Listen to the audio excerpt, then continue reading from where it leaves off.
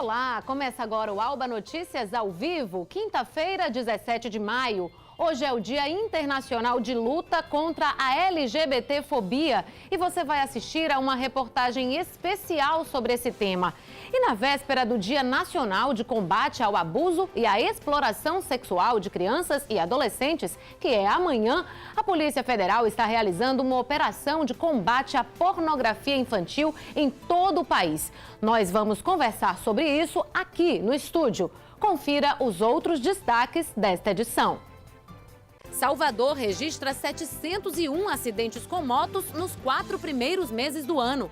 Em 2017, 41 pessoas morreram. Deputado denuncia irregularidades em contrato da concessionária Litoral Norte com a Agerba. A Assembleia Legislativa da Bahia comemora o Dia da Defensoria Pública do Estado com sessão especial. A audiência pública debate o fim do registro profissional da classe artística. Fim de semana chegando. Confira as dicas da nossa agenda cultural. E ainda as notícias do esporte com o comentarista Eliseu Godoy.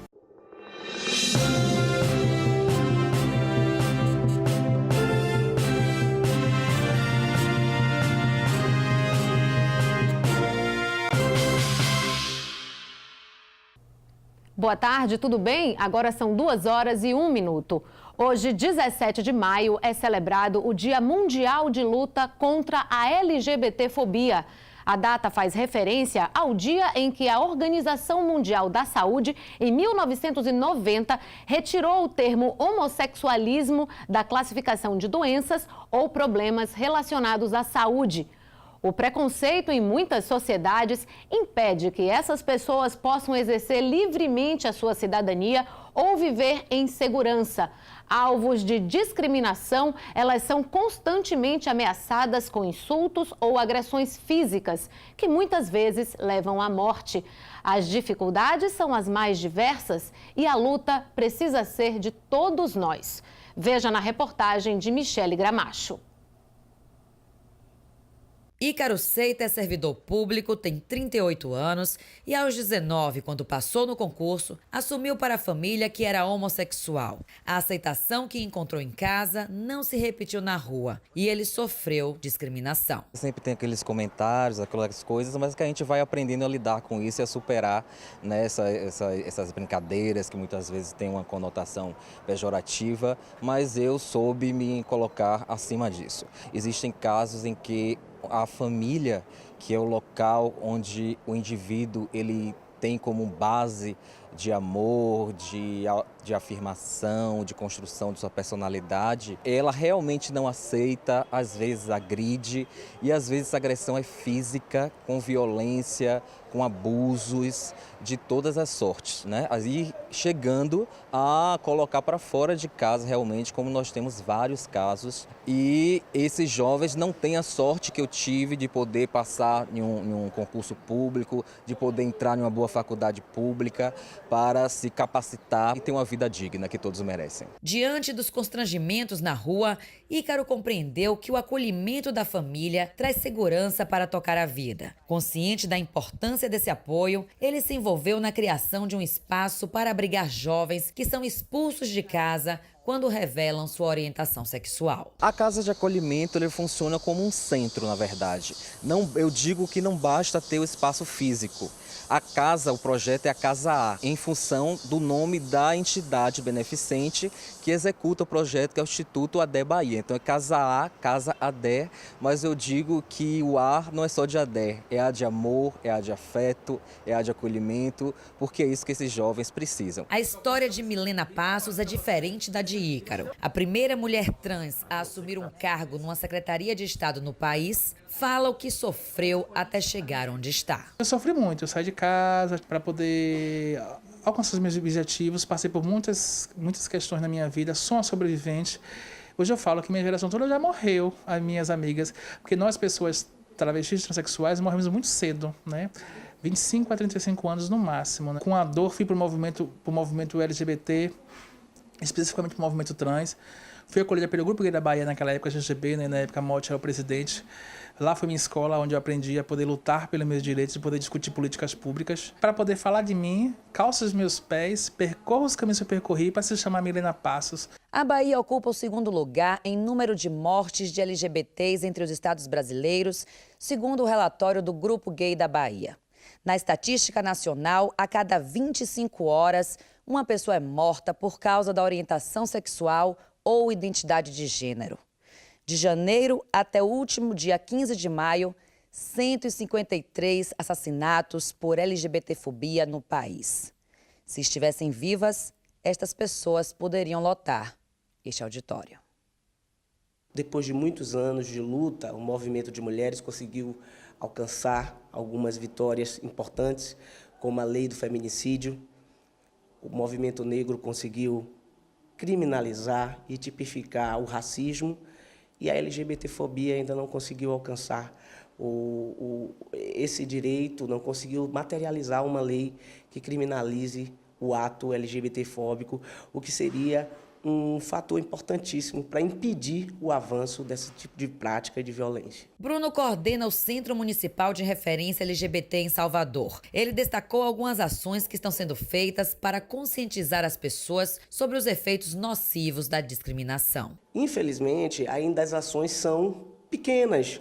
Aqui em Salvador, nós conseguimos avançar bastante com as políticas públicas no que diz respeito à inclusão social da população LGBT, com a criação do Centro de Referência, a criação do Programa Municipal de Combate à LGBTfobia Institucional, que está formando 26 mil servidores públicos para fazer o atendimento dessa população de maneira adequada, de maneira acolhedora, de maneira humana, mas ainda falta muito para ser feito no que diz respeito à devolutiva que os poderes públicos ainda têm que estar fazendo no dia a dia para essa população. A criminalização da LGBTfobia é uma demanda antiga da comunidade LGBT. Existem projetos de lei que tratam desta matéria, mas ainda hoje este tipo de discriminação não é tipificado como crime hediondo. Esta e outras reivindicações são acompanhadas pela Comissão de Promoção da Igualdade da ALBA. A casa tem sido palco de debate, discussões,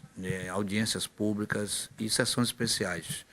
Projetos tramitando na casa, nós temos um projeto 19.133 de 2011, né, que é o Dia de Combate, né, à Homofobia do Estado da Bahia. Projeto que foi aprovado pela CCJ e já aprovado nesta casa. O poder de ir e vir, ter direito a ser quem é. Ícaro, Milena e toda a comunidade LGBT reivindicam liberdade neste 17 de maio, Dia Internacional de Luta contra a LGBTfobia, mas que poderia ser traduzido simplesmente como Dia Internacional da Conscientização do Respeito à Dignidade da Pessoa Humana. As pessoas não conhecem diferente, discriminam diferente.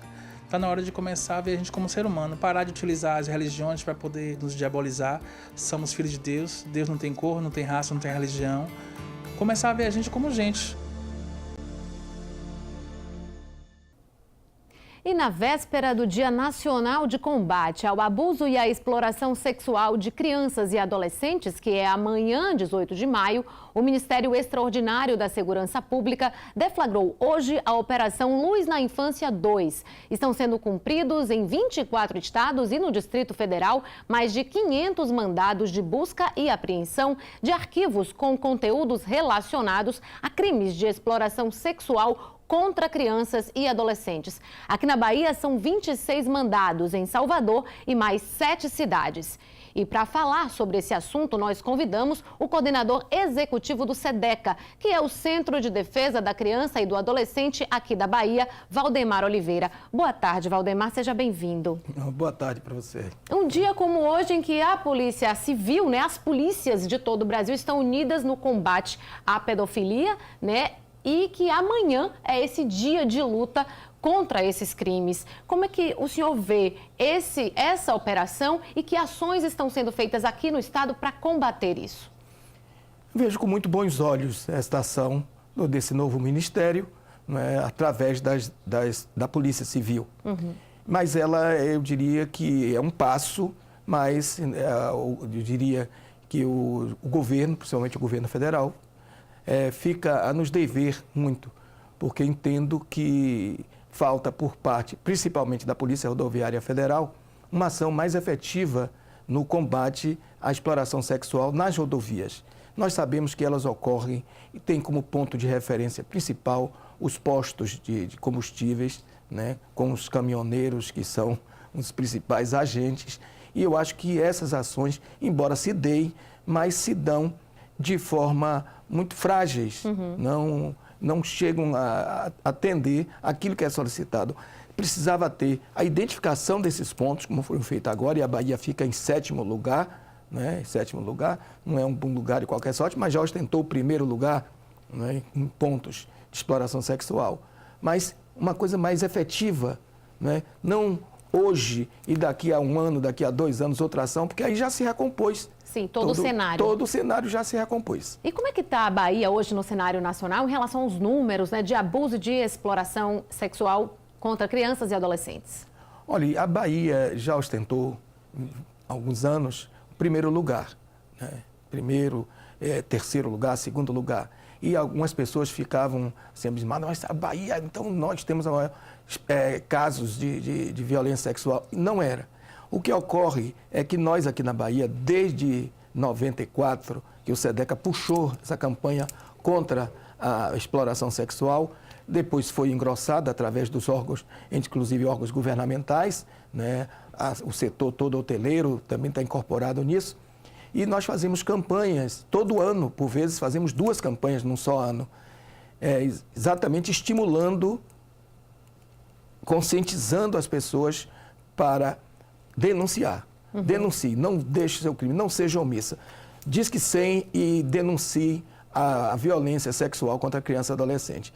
Então, temos tido um resultado positivo e as pessoas se conscientizaram dessa necessidade de não se omitirem e têm denunciado. Agora, por outro lado, nós tivemos uma queda agora esse ano.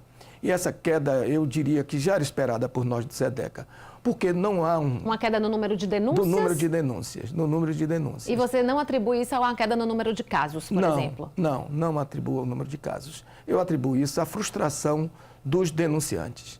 As pessoas denunciaram, quem denuncia quer ver o denunciado. O resultado disso. O resultado disso. Quer ver quer ver a punição, quer ver o denunciado sendo procurado pela polícia, sendo intimado. Isso não está acontecendo, Valdemar? Isso quase não acontece, muitíssimo pouco.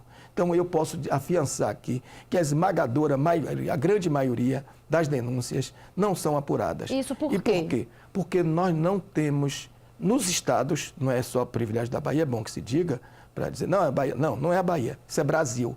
No Brasil, como um todo, não há um efetivo policial investigativo capaz de fazer frente a esse número de denúncias. Houve um aumento da demanda, mas não há em nada um aumento da estrutura policial investigativa. Então, imagine, uma delegacia como a da Ribeira, dali da Cidade Baixa, que apura crimes de toda a natureza, né? Naqueles bairros de Uruguai, Jardim Cruzeiro, Massaranduba, Itapajipe, todo ali. Um volume absurdo. Um volume enorme.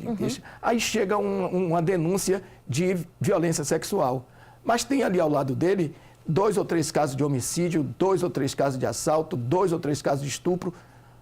Você acha que eles vão se voltar para investigar esse caso de violência sexual? Não vão. Não vão. Tem que ser algo com foco mais específico. Específico. E aí precisava ter o quê? Precisava ter uma ampliação e nós precisamos, aqui no nosso estado, aí sim, eu quero aproveitar para cobrar do nosso governador a ampliação do número de delegacias. Nós temos uma delegacia aqui, a DECA, que foi criada há 26 anos. 26 anos. Nesses últimos 25 anos, não se criou uma só delegacia.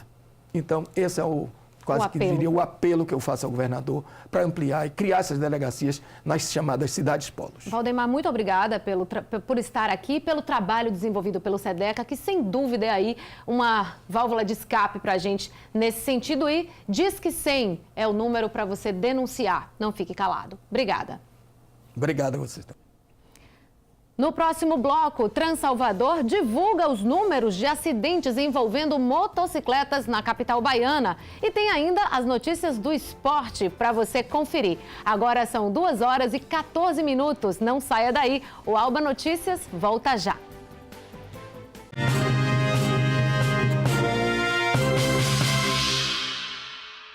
Se você está em uma área de risco de febre amarela e nunca tomou a vacina, procure a unidade de saúde mais próxima e vacine-se a partir dos 9 meses de idade. Quem já tomou uma dose já está protegido e não precisa se vacinar novamente, desde que tenha o comprovante de vacinação. Mas atenção, se você tem mais de 60 anos ou está gestante, deverá ser avaliado pelo serviço de saúde antes de receber a vacina. Febre amarela. Informação para todos. Vacina para quem precisa. Olha, você que curte futebol e futebol feminino, a Salva vai fazer um torneio de futebol nos dias 20 e 27 agora do mês de maio.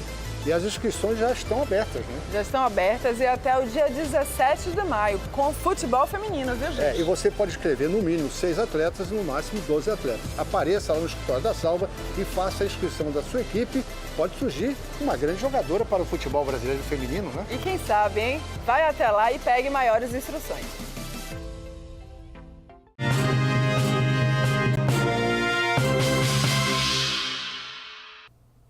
A capital baiana registrou de janeiro a abril deste ano 701 acidentes envolvendo motocicletas. No ano passado, 41 pessoas morreram em ocorrências com motos. Os números foram divulgados pela Superintendência Municipal de Trânsito, a Transalvador. Veja na reportagem de Maiane Nogueira.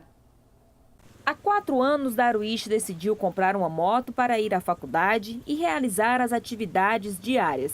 Esse é o meio de transporte mais econômico e rápido para ele se locomover em Salvador.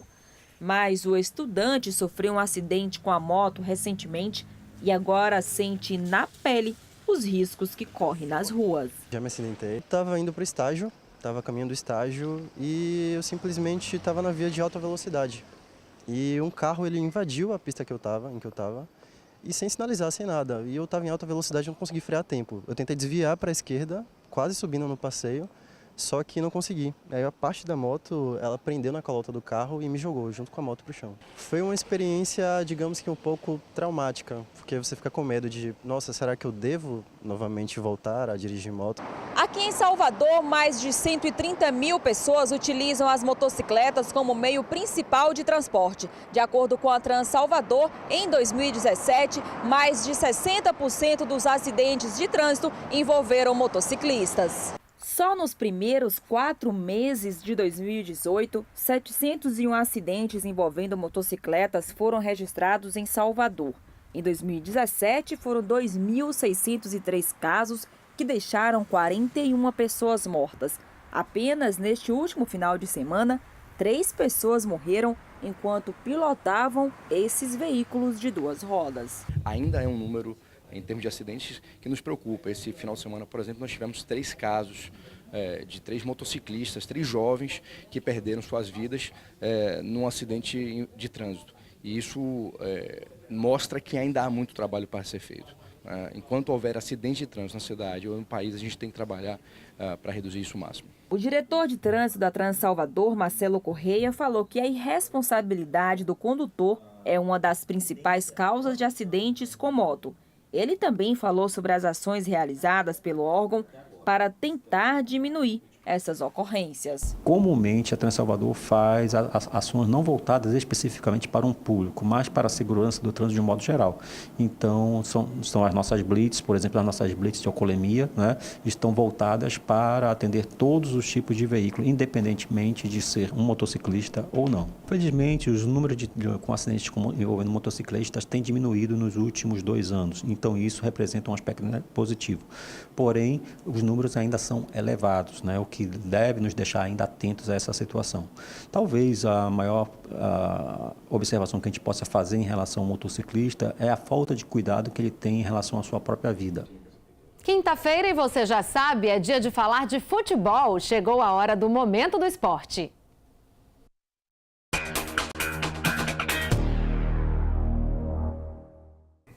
Boa tarde, Eliseu. Olá, Luana, tudo bem? Tudo ótimo. Pro torcedor do Vitória, nada bom, né? Não tá bom não, hein? Passou um sufoco ontem E o lá. Nordestão foi ficando cada vez mais difícil. Mais difícil. Mas a gente vai mostrar daqui a pouco, mais na frente, né, para que o torcedor do Vitória não sofra tanto, né, os gols que o Kaique falhou demais ontem. A gente vai mostrar daqui a pouco para vocês.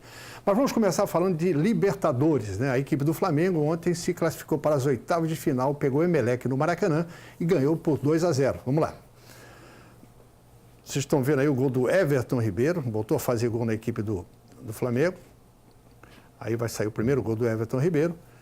No Maracanã, há muito tempo que o Flamengo não jogava a Libertadores no Maracanã, né, com a torcida, porque a torcida estava proibida de entrar no estádio. Então, o Everton Ribeiro fazendo aí, o replay para vocês, o primeiro gol da equipe do Flamengo. E o Flamengo, com esse resultado, passa também às oitavas de final da Libertadores. Aí já é o segundo gol. Belíssimo gol, né, do Everton Ribeiro, batendo falta. Ele fazia muito bem isso na equipe do Cruzeiro, quando ele jogava no Cruzeiro.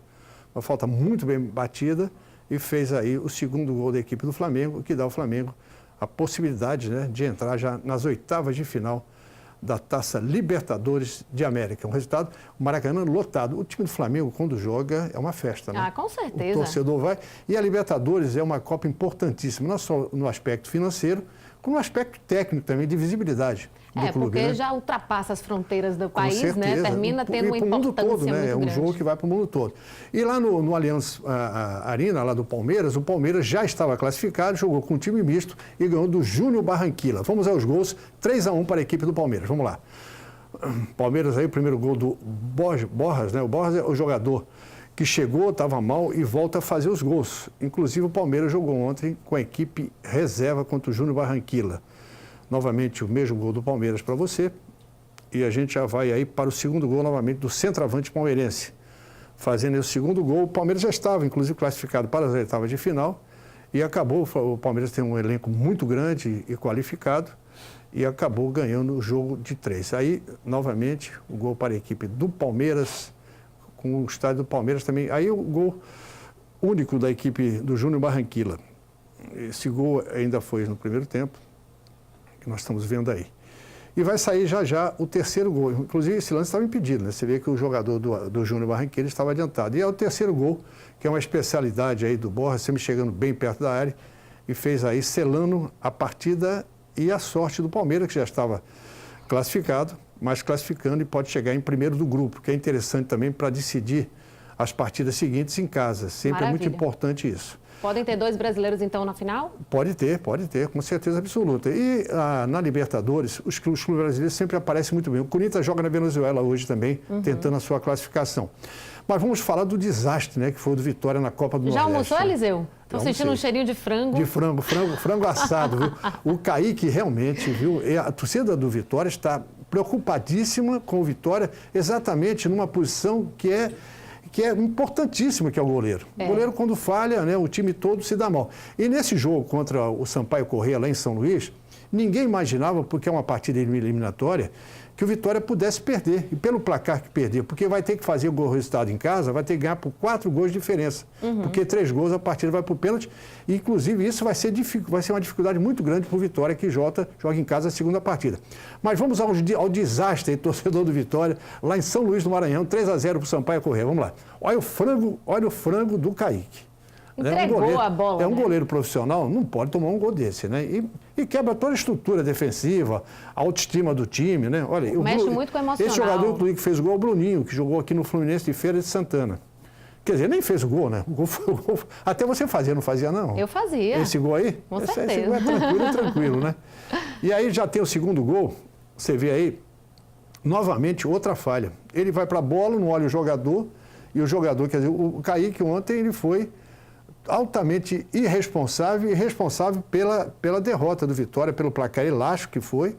Vitória, para reverter a situação, vai ser complicado. E o terceiro gol lá também. Esse gol talvez não uma falha do Kaique, mas uma falha de todo o sistema defensivo da equipe do Vitória. Mas como você disse, realmente Eliseu, lamentável, né? Naquele primeiro lance logo que ele dá aquela bola, a autoestima vai embora, e aí né? a autoestima vai embora, o emocional...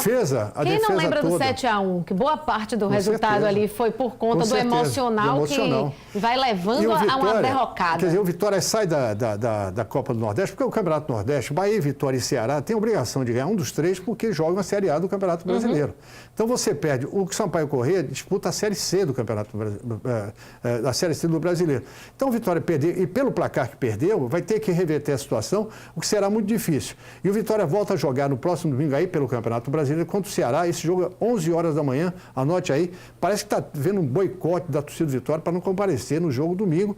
Estão tentando tirar o Kaique, já fala da saída do Mancini também. Você sabe quando o time perde e da maneira que perdeu, o torcedor fica revoltado e com razão, né? Vem a paixão. Mas tem que medir aí essas atitudes para isso não prejudicar mais ainda, né? E sem nenhuma violência, claro, com né? certeza. E o Bahia volta a jogar no próximo sábado. O jogo vai ser à noite contra a equipe do Palmeiras, lá no Allianz Parque da equipe do Palmeiras. O Bahia está com a sua equipe praticamente completa, vai razoavelmente bem no Campeonato Brasileiro e muito bem no Campeonato Nordeste. Então, realmente, a gente sai do Campeonato Nordeste e vamos aí para o Campeonato Brasileiro no final de semana. Obrigada, Eliseu. Valeu, Luana. Um abraço para você. A todos aí. Tchau, tchau. Tchau, tchau. A partir da próxima segunda-feira, dia 21 de maio, o Instituto Nacional do Seguro Social, INSS, deixará de agendar atendimento presencial para pedidos de aposentadoria por idade e salário maternidade. Direto da redação, a repórter Patrícia Oliveira traz os detalhes para a gente. É com você, Patrícia.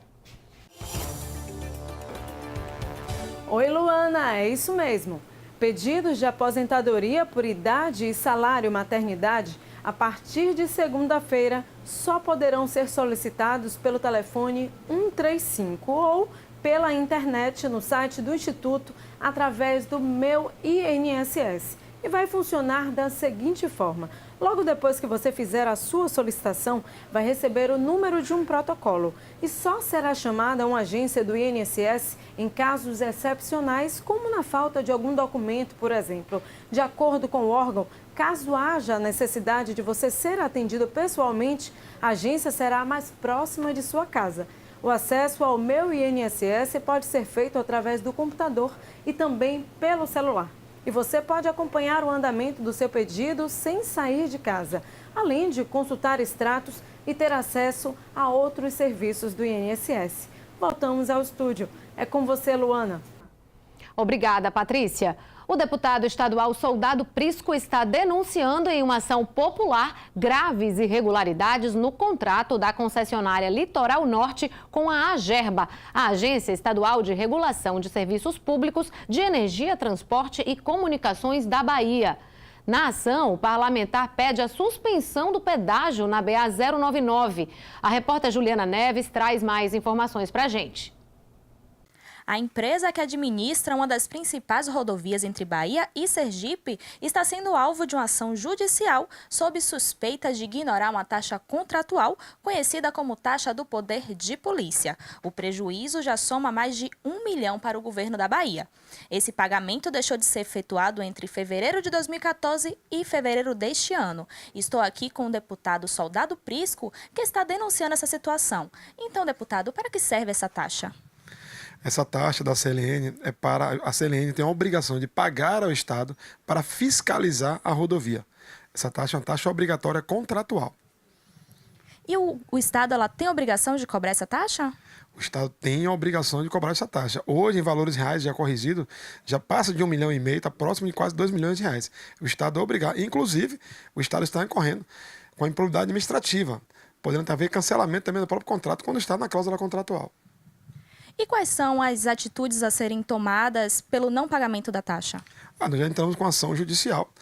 Tanto assim que o erro da CLN cometeu e o Estado também, que eles começaram a pagar a taxa após a ação juizada. Então está comprovado o ato de improbidade por parte do Estado e por parte da empresa o não cumprimento contratual.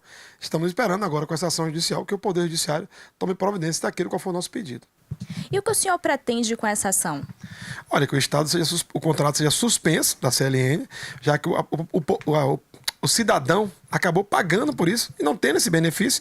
Então, o contrato tem que ser suspenso e reavaliar esse contrato. Então, esse período, o pedágio tem que ser liberado para toda a população, porque a população pagou e não teve o serviço.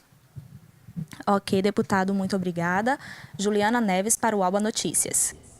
No próximo bloco, ao vivo do plenário, vamos falar sobre a sessão especial em homenagem ao Dia Nacional da Defensoria Pública. E tem ainda as dicas da nossa agenda cultural para você programar o seu fim de semana. Agora são 2h29. Não saia daí. O Alba Notícias está ao vivo e volta já.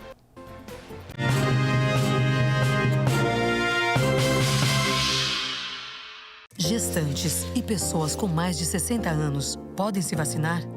Gestantes e pessoas com mais de 60 anos também precisam se proteger contra a febre amarela com segurança.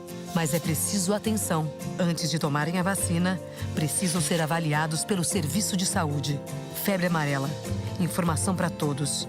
Vacina para quem precisa. Para mais informações, acesse saude.gov.br/febre amarela.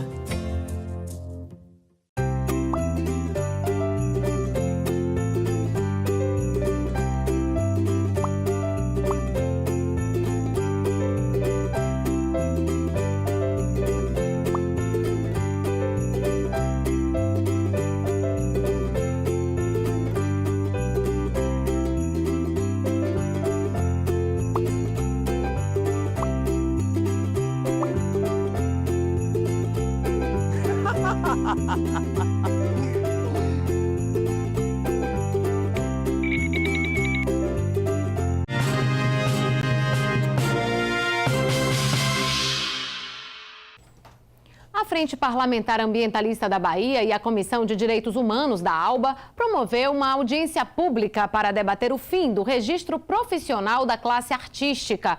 O evento foi realizado no Teatro Experimental da Escola de Dança da UFBA. Veja como foi. Nayara trabalha como atriz há mais de 15 anos e está preocupada com a ação do Supremo Tribunal Federal, que quer aprovar a não exigência do registro profissional para o exercício de atividades artísticas no Brasil. É uma batalha que a gente vive diariamente, esse pensar o artista, ver o artista como profissional, como pessoa, cidadão que tem direitos e deveres dentro do seu fazer profissional, e isso pode gerar uma grande desvalorização dessas pessoas. Então, afrouxar essas regulamentações pode ser muito prejudicial para a classe. Dulce Aquino é diretora da Escola de Dança da Universidade Federal da Bahia e diz que caso a ação movida pelo STF seja aprovada, será um retrocesso. Nós estamos num ambiente de retrocesso político seríssimo. Pode ser uma coisa pequena, que diz, é coisa que cabe ao artista, mas cabe a toda a sociedade uma luta dessa. O artista que está aí, para exatamente dar esse equilíbrio na sociedade, vai sobreviver como? Isso são os grandes interesses de exploração do trabalhador. A situação foi debatida durante uma audiência pública proposta pelo deputado estadual e presidente da Comissão de Direitos Humanos da ALBA, Marcelino Galo. O objetivo aqui é ouvi-los no sentido de captar o que eles estão pensando da proposta de não regulamentação ou regulamentação. Enfim, o nosso papel enquanto parlamentar é isso. Então, nós temos que representar o que vem do segmento. E daqui a pouco começa aqui na ALBA uma sessão especial em homenagem ao Dia Nacional da Defensoria Pública. A repórter Milena Barreto traz as informações ao vivo, direto do plenário da casa, onde vai acontecer a sessão. Milena, tudo bem? Boa tarde. Olá, Luana, muito boa tarde. É verdade, eu estou aqui ao vivo no plenário da Assembleia Legislativa da Bahia, onde logo mais nós teremos uma sessão especial em homenagem ao Dia da Defensoria Pública do Estado, que é comemorado no dia 19 de maio. Essa é uma iniciativa, como vocês viram aí, do deputado estadual Marcelino Galo. A Defensoria Pública do Estado foi criada em 1985, com o objetivo principal, é claro, de defender aquelas pessoas de baixa renda, as pessoas carentes, em questões civis, em questões trabalhistas, e também da Receita Federal, da Justiça Federal. A Defensoria Pública do Estado tem desempenhado um excelente papel, inclusive nós temos aí uma emenda constitucional no âmbito federal de dezembro de 2004, de número 45, que institui aí, que submete que a Defensoria Pública seja autônoma. Aqui na Bahia, passos decisivos já têm sido tomados nesse sentido, inclusive a Defensoria Pública do Estado já é independente da Secretaria de Justiça e Direitos Humanos, o que é de fato uma boa notícia. Então fica aí a dica para para você que está acompanhando o nosso jornal, de vir também aqui para a Assembleia Legislativa. Afinal, a Assembleia, gente, é a casa do povo. Você que está acompanhando também pode participar de sessões especiais como essa. Essa de hoje, em homenagem à Defensoria Pública do Estado, que tem sim, com certeza, desempenhado um excelente papel defendendo pessoas que não têm condição financeira de pagar um advogado, de pagar um defensor. Daqui a pouco, 14h30, essa sessão especial. Agora é com você, Luana. Obrigada, Milena. É logo depois do nosso jornal. Salvador está sediando até domingo, 20 de maio, a 16ª edição da Semana Nacional de Museus. O evento traz uma programação variada com exibições de filmes, exposições e peças. Confira essas e outras opções de lazer na nossa agenda cultural. No sábado, pais e filhos poderão desfrutar de uma programação diferente em uma tarde divertida e cultural. Não perca a Feira do Troca-Troca. O Museu Geológico da Bahia, no Corredor da Vitória, vai sediar a 16ª Semana Nacional de Museus até o dia 20 de maio. Exibições de filmes, exposições e peças de teatro estão na programação do evento. A entrada é gratuita. Neste domingo, dia 20, às 4 da tarde, acontece mais uma edição gratuita do Palco Aberto, no Espaço Cultural Boca de Brasa, Subúrbio 360, que traz como tema a cultura afro. O Museu de Arte da Bahia recebe a mostra Primavera Burlesque, que reúne 50 obras por meio de cores quentes, puras e vivas. Uma metáfora sobre o contínuo renascer e a ironia do olhar. E tem novidade no bairro da Graça. O Palacete das Artes exibe exposição fotográfica em homenagem a Frida Kahlo. Você pode conferir até 30 de maio. E estas foram as notícias do Legislativo Baiano. Você pode rever as matérias e acompanhar a nossa programação nas redes sociais e no site alba.ba.gov.br. Para rever o Jornal na TV, fique ligado na reprise do Alba Notícias, sempre às 7h30 da noite. Amanhã você confere o resumo da semana e na segunda-feira nós voltamos ao vivo às 2 da tarde. Obrigada pela sua companhia. Tchau, tchau.